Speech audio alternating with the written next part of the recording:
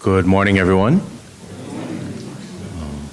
My name is Neil Yamamoto, and welcome everyone to our Eshinni and Kakushinni Day service. We apologize for the slight delay. Thank you for your patience as we sort through a few technical difficulties. We'll begin today's service with the ringing of the temple bell, or Kansho, signifies the beginning of temple service. It is a deep and sacred ritual, steeped in ancient tradition. It is the calling of the people to come together to listen to the Dharma or teachings. The temple bell represents the gratitude and deep appreciation of the members, friends, and guests of the Windward Buddhist Temple. Please sit quietly in your seat.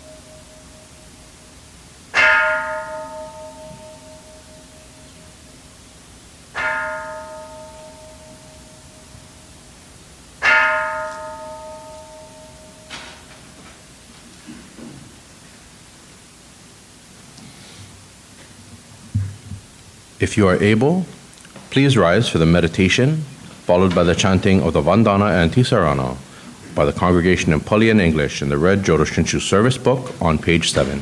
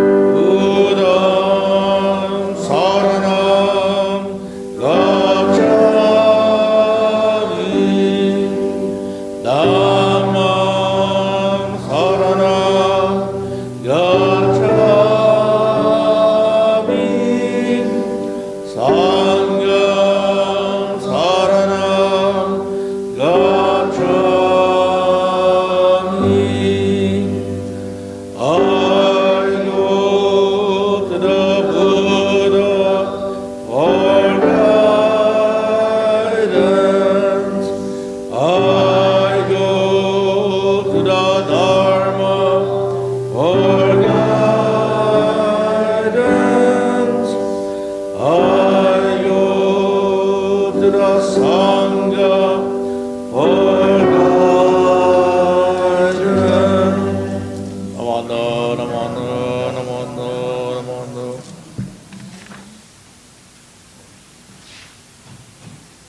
On this day, we pay our respect and honor the two women who, through their support, enabled our founder Shinran Shonin to propagate the Nembutsu teachings. Eshinni, the wife of Shinran, devoted her life to caring for her husband, rearing their children. Thus, she contributed in many ways to Shinran's successful propagation of Jodo Shinshu Buddhism to the ordinary working people of his time. Kakushinni, the Lord of Shinran, is the protector of Shinran's legacy and established the foundation and center from which to transmit his teachings for many generations. Both women deserve our honor and gratitude today for their role in ensuring Shinran's Nembutsu teachings, passing on to many, many generations until today. Namo Amida Butsu, Namo Amida Butsu, Namo Amida Butsu.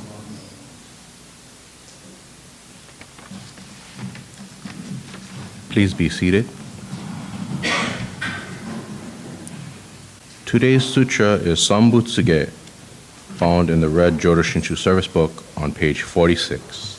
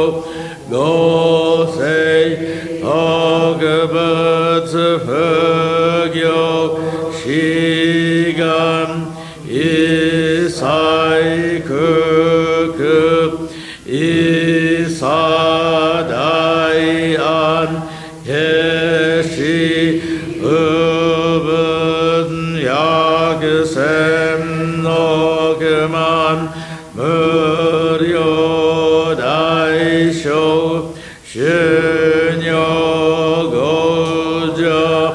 그여 이사이 시토 쇼분 분여교도 겐쇼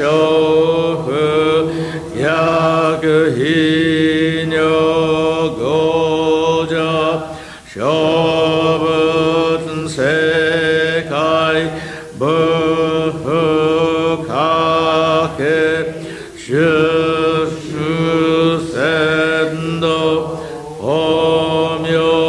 오묘시쇼 헨시쇼 ognyosei쇼짐 이진나려 료가사 분코그도 다이이지고슈 이묘 도조조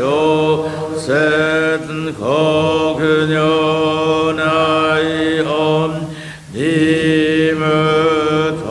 니무토소 가도 아이민 도단 이사이 지포라이쇼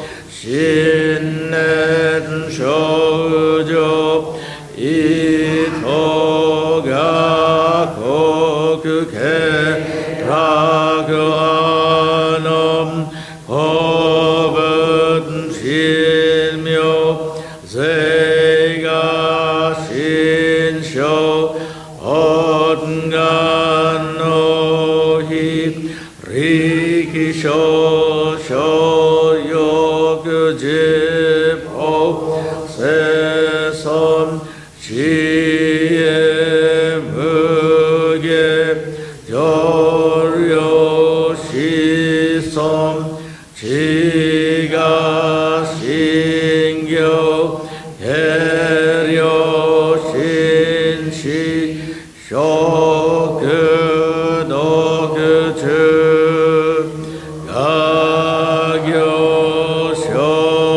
가교쇼진 인주흑해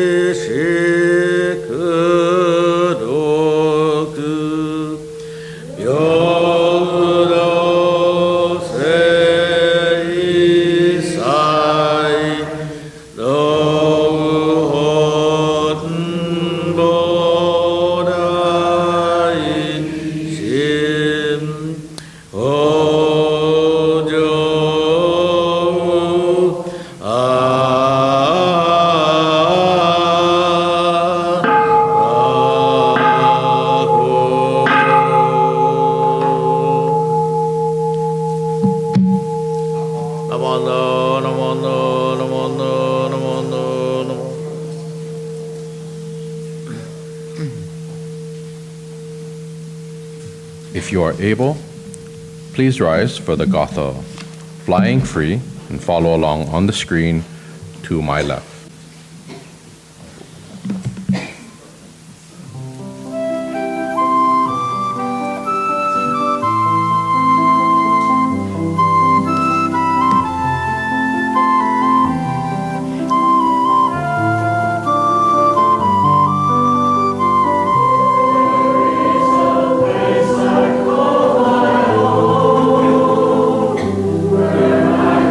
Stand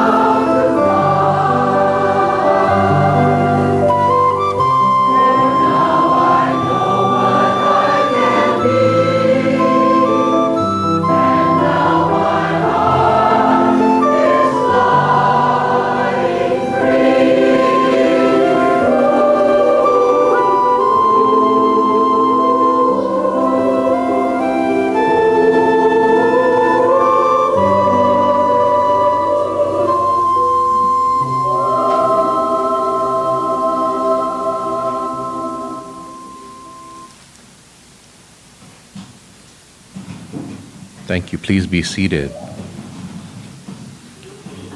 Our speaker for today's Eshinni and Kakushinni Day Service is Doris Oshiro, and to give her a proper introduction is our temple president, Mr. Dennis Tashiro.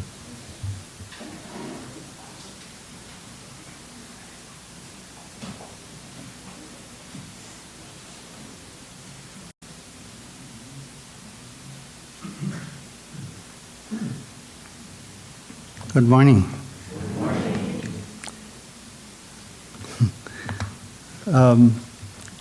I've known Doris for, I want to say like, since I got active in the Honolulu Hongwanji Council, either 2013 or 2014. I know her to be so friendly and helpful, and but I'll read some words about Doris. Doris grew up in Honolulu and is the seventh of 9 siblings. She attended temple from an early age, Wailai Sunday School. Where is Wailai Sunday School? And then Kaimuki Sunday School. Later, Doris and her own family became part of Jikoen, Hongwanji. Her children attended the temple's Lumbini preschool, which is still there today. And besides attending temple, Doris was part of the Jikoen Buddhist Women's Association. She is the former president of Jikoen Hongwanji. Currently, Doris volunteers at Jikoen and is a guardian caregiver for her adult nephew. She's worked in the hotel industry for 33 years.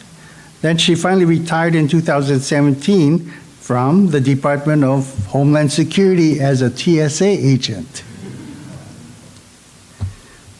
She has a daughter and a son and 4 grandchildren. Her hobbies include traveling, watching documentaries, learning about her Okinawan cultural identity, sewing, and gardening. Please welcome Doris Oshiro.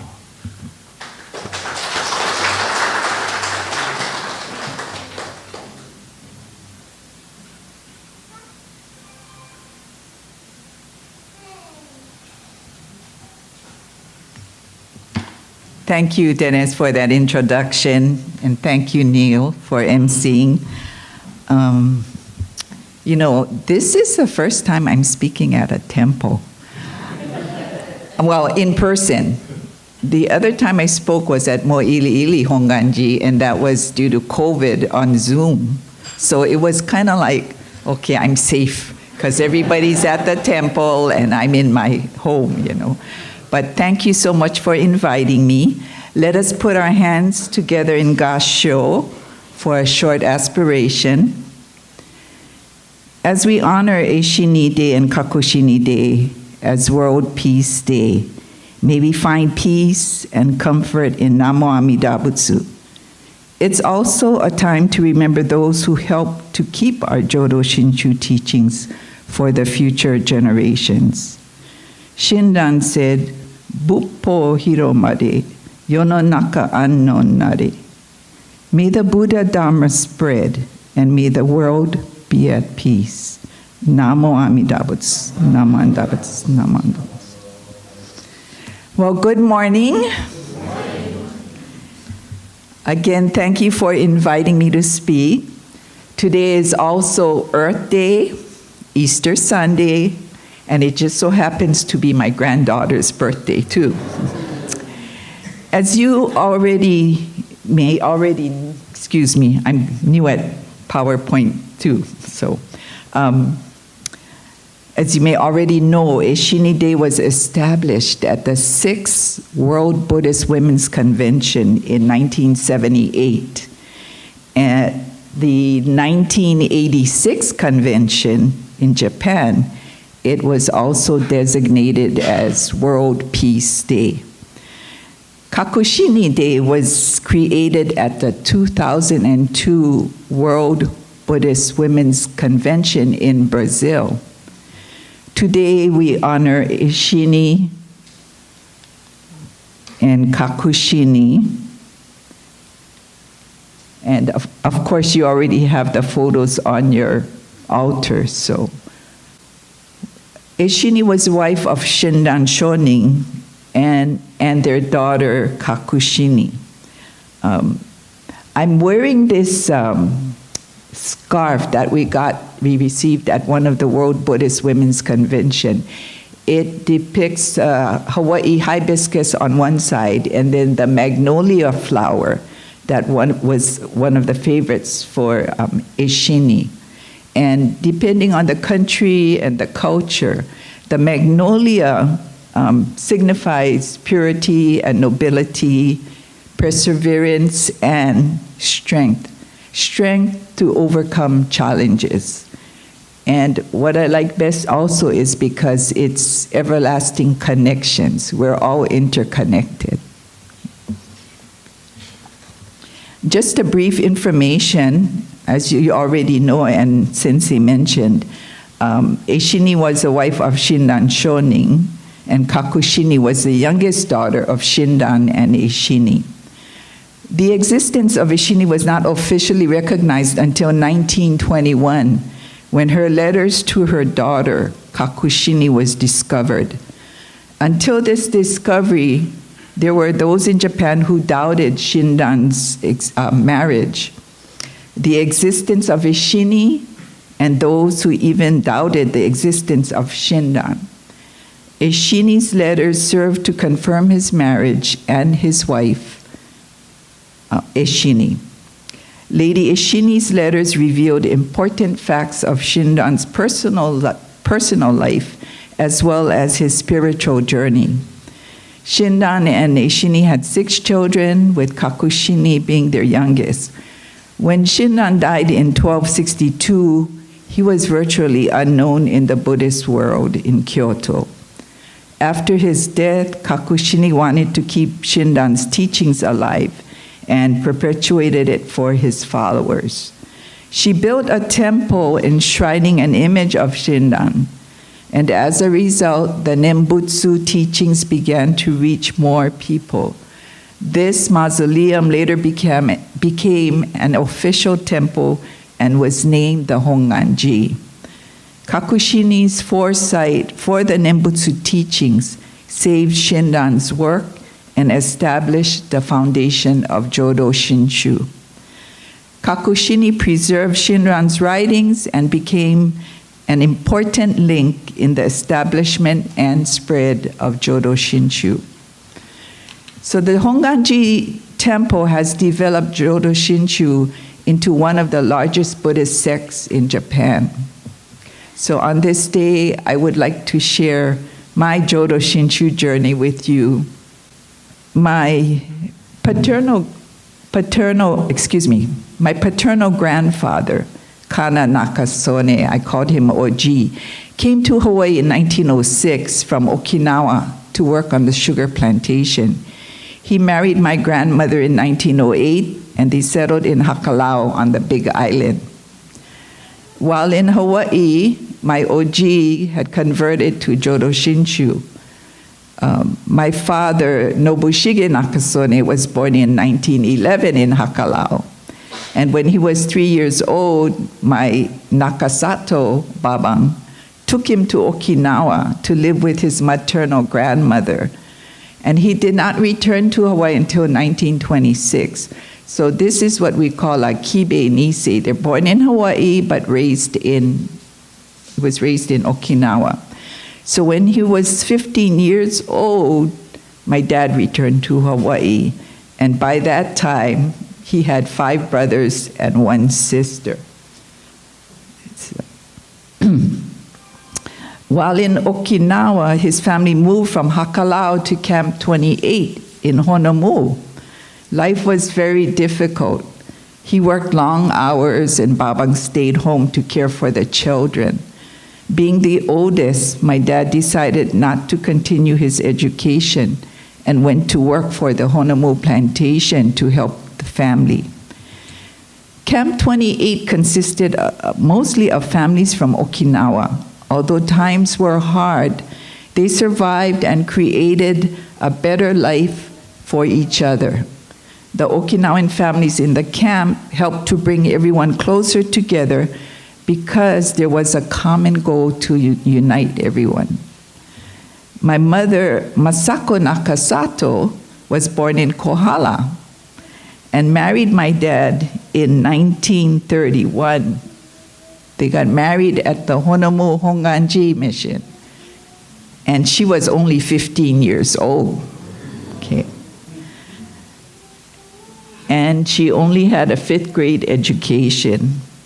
For their wedding present, my Oji bought them this butsudang, this large bush butsudang that he had shipped.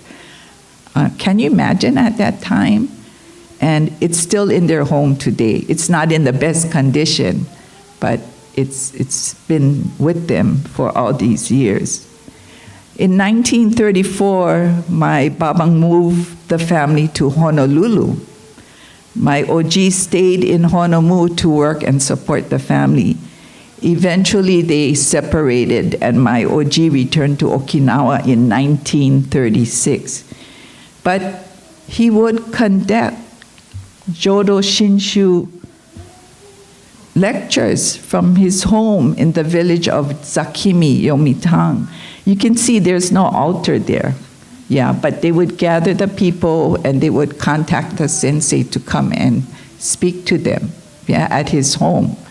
So my grandfather in this photo is on the far right, and now he has a butsudang in his house, and he still gathers the village people to come and hear. And when time, at times he could call for a minister to come. Okay. Reverend Chika Yosemori once told me that my grandfather started Jodo Shinshu for the village people. And so I've been looking for that paper with the Hongwanji, but it was all in Japanese and no one can locate it. Then in 1933 and 1937, my oldest brother and my second oldest brother were born.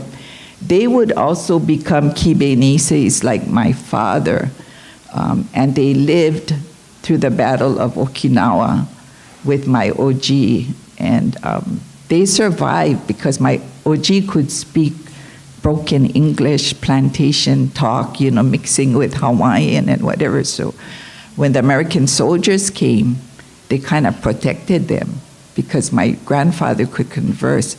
In 1941, my brother was only 8 years old, but he said the American soldiers took really good care of them. And they didn't return to Hawaii because they were U.S. citizens. The U.S. government allowed them to travel back to Yokohama and then brought them back to Hawaii in 1948. With my brothers, Warren, Wallace, and my sister Judy, my parents moved then to Honolulu and settled at Farmers Road, which is now in Kahala. Okay. They also shipped the butsudang with them. Okay. In 1948, they moved to Keanu Street. I don't know if many of you remember the old Waialae Drive-In. Yeah. So, and there were different Okinawan clubs. So because we were from the village of Yomitang, they joined the Yomitang Club in Honolulu. And like Camp 28, the Yomi Club members united in friendship. It helped perpetuate our culture heritage for our family and future generations. There was a common bond that held the club together. The annual New Year's party, the annual picnic, Christmas party, and other activities produced warm feelings of camaraderie and friendship.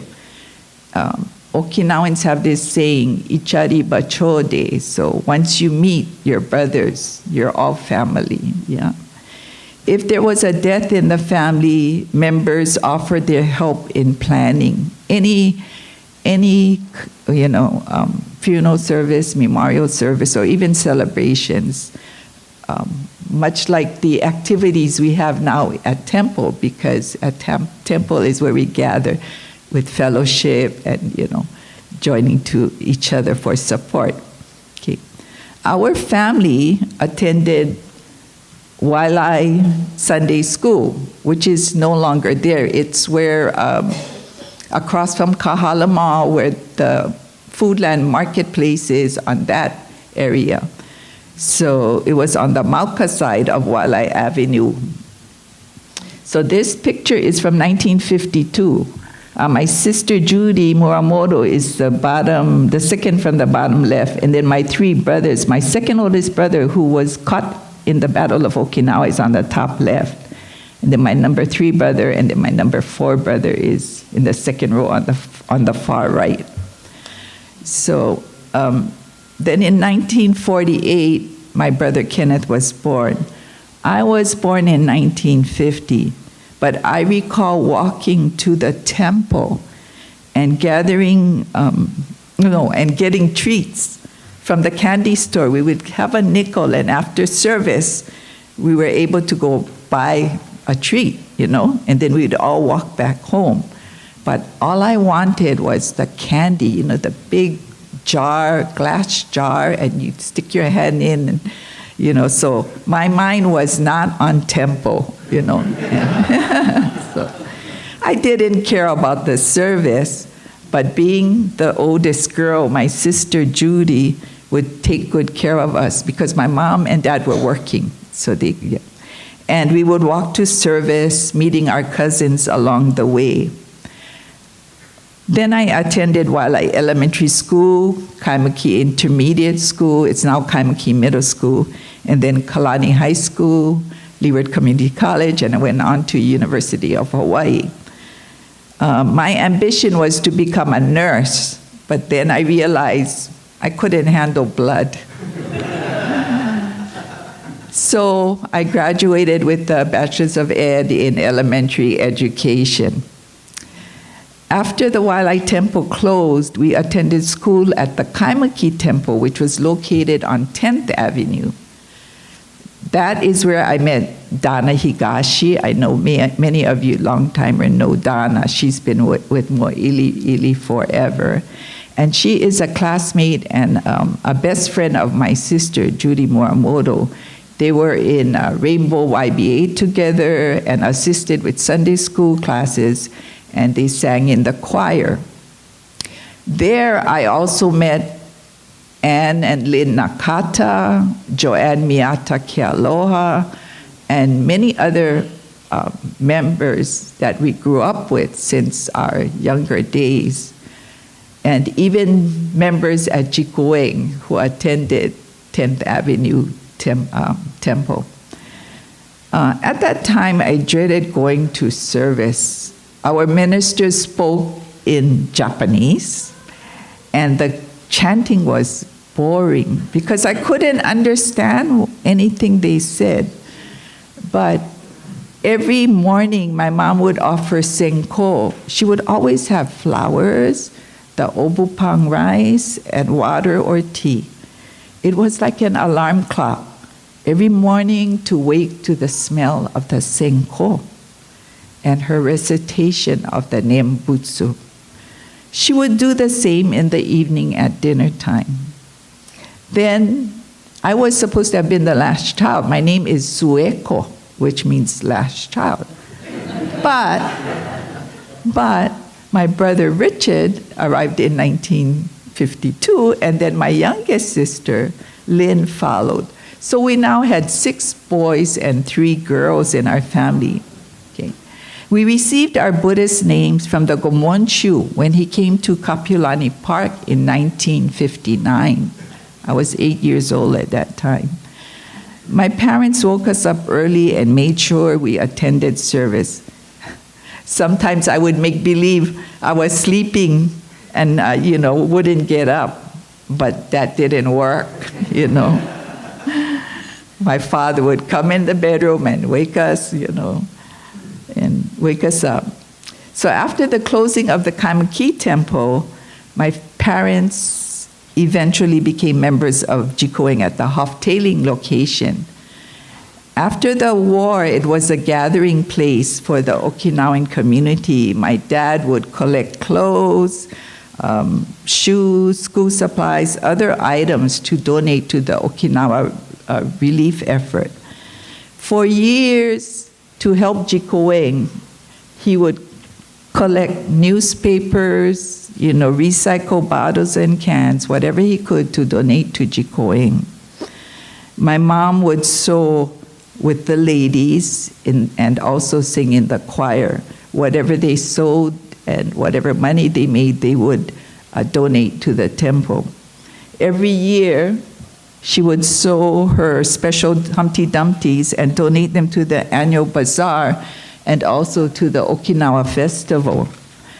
She sewed one for each of her grandchildren and great-grandchildren, and also to our extended ohana. My brother Warren had his wedding at Jikoen in 1961. After the new temple was built in 1964, because they condemned the roadway to make it wider, Jikoen had to move, and we started to attend services at Likiliki School and Likiliki Street up Likiliki Highway, because that was the location that Reverend Yamasato picked for us, which today we're so grateful for. We attended services together with our mother, and Judy would help with Sunday school classes. I got married there in what year was that? 76, yeah. And Reverend Kyoshi Matsukuma, who was also officiating here, he did my wedding service, and he would also help Jikoen besides being the Reverend here at Kailua.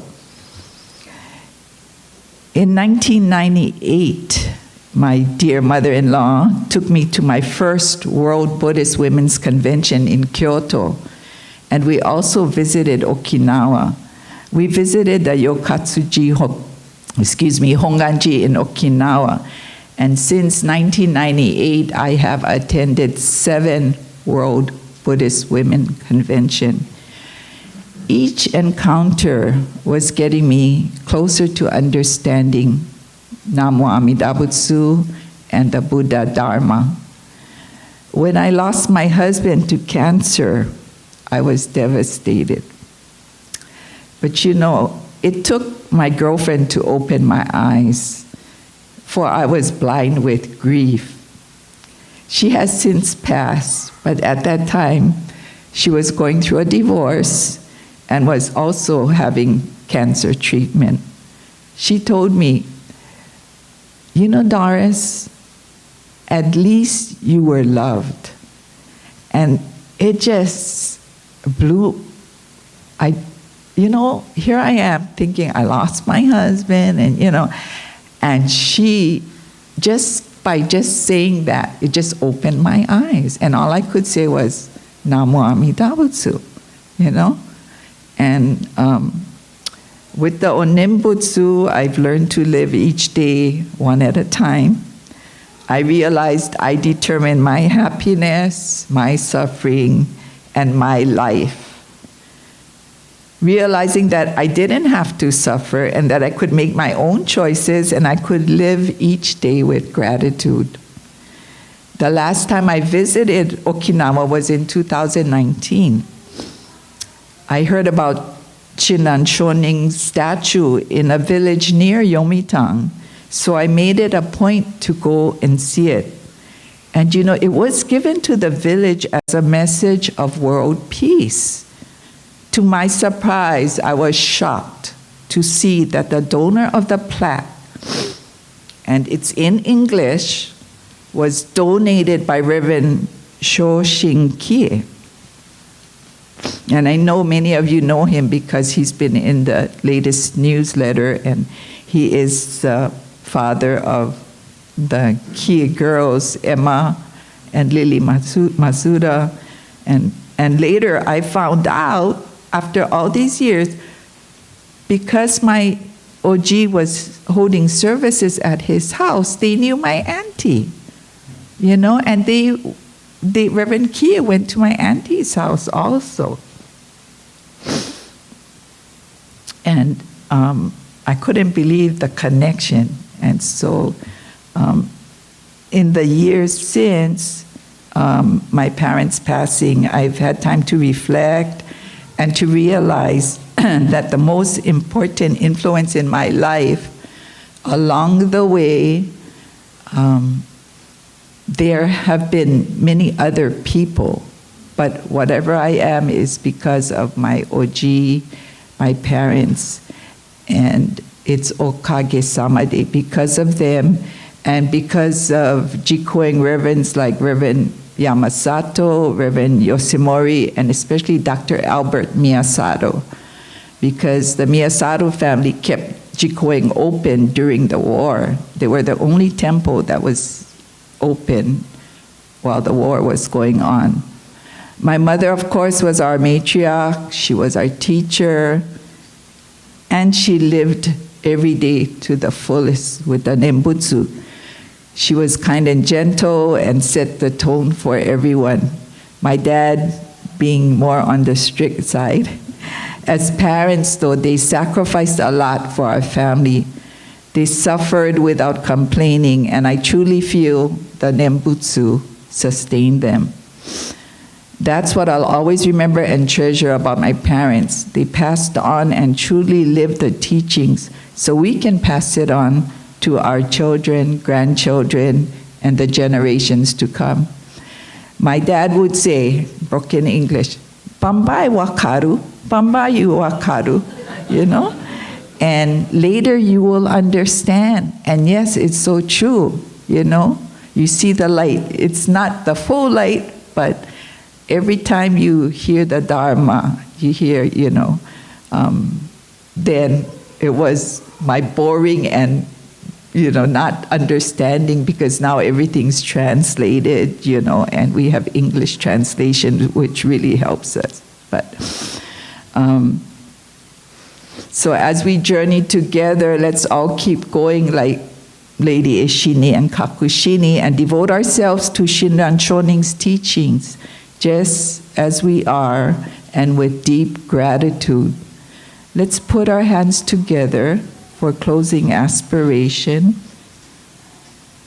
As Bishop Marvin Harada of the Buddhist Churches of America says in his book, Discovering Buddhism in Everyday Life, and I quote, he says, "Really, someone who knows gratitude knows everything that is necessary to know in life.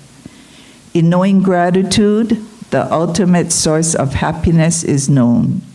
In knowing gratitude, all relationships with others are harmonious, even with your enemies. In knowing gratitude, there is nothing that you lack in life, rich or poor, sickness or health, large home or tiny shack, big Mercedes or little Pinto. It doesn't matter, because you can be grateful for whatever you have or don't have in life. To know how to be grateful is perhaps to know the most important thing in life." Namo Amida Butsu. Namo Amida Butsu. Namo Dana. Thank you for having me today. I hope, you know, my journey touched you as much as, you know, my being here to share my story. Thank you so much and have a wonderful day. Thank you.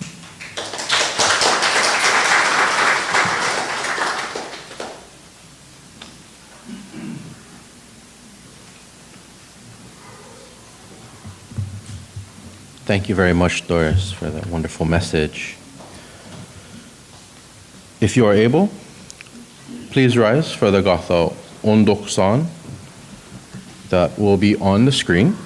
And please continue to stand for the Nembutsu found in the Praises of the Buddha book on page 145.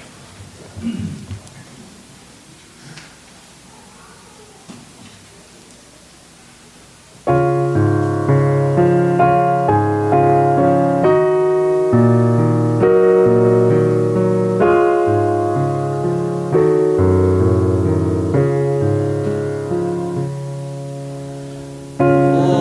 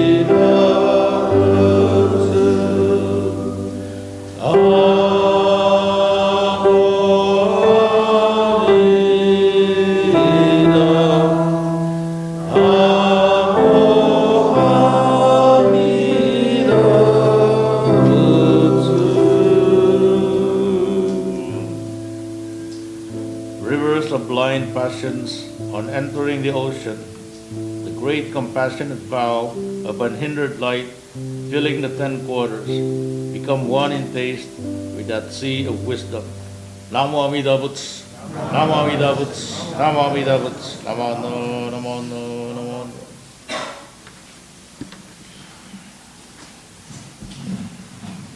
Please be seated.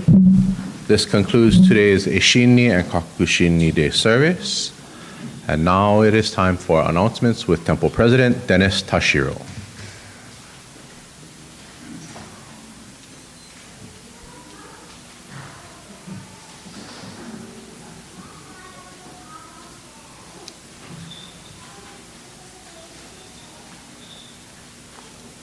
Good morning again. Thank you so much, Doris, for your message today. I got to know you a whole lot better. Such a rich family history. Awesome. Thank you also, Reverend Saul, for leading the service. Neil, for being the MC. Alan was our greeter. And Cynthia rang the Kansho. Thank you, Lisa, for playing the piano. And, of course, Ryan did a great job in putting all the technical pieces together. Next Sunday will be our monthly remembrance service. If you'd like to remember a loved one who passed away in the month of April of any year, you may do so during the remembrance service. Please add your name of your loved one on the list at the greeter's desk. If you have a picture of your loved one, please bring it and we place it up here. Last week, we had our Buddha Day service, and we also did our Baby Buddha book collection. And I want to express my deep gratitude to all of you. We collected 280 books. And so those children books will be donated to 2 organizations in the Windward side. And today is the last day of our food drive to benefit the Hawaii Food Bank. To all who donated non-perishable food and money, thank you very much for your generosity. Today's the 3rd Sunday, so after refreshments, we have temple cleanup. So I'd appreciate if those of you that can stay to help do the cleanup. Are there any other announcements? If not, it's time for food. Let's say our words of thanksgiving. That'll be on the screen. We are truly grateful for this wonderful food, a gift of life. May we share its benefits with all beings. As we partake of this food, let us remember Amida Buddha's compassion, which surrounds all people and all forms of life. Namo Amida Butsu. Itadakimasu. Thank you. Thank you very much. Oh.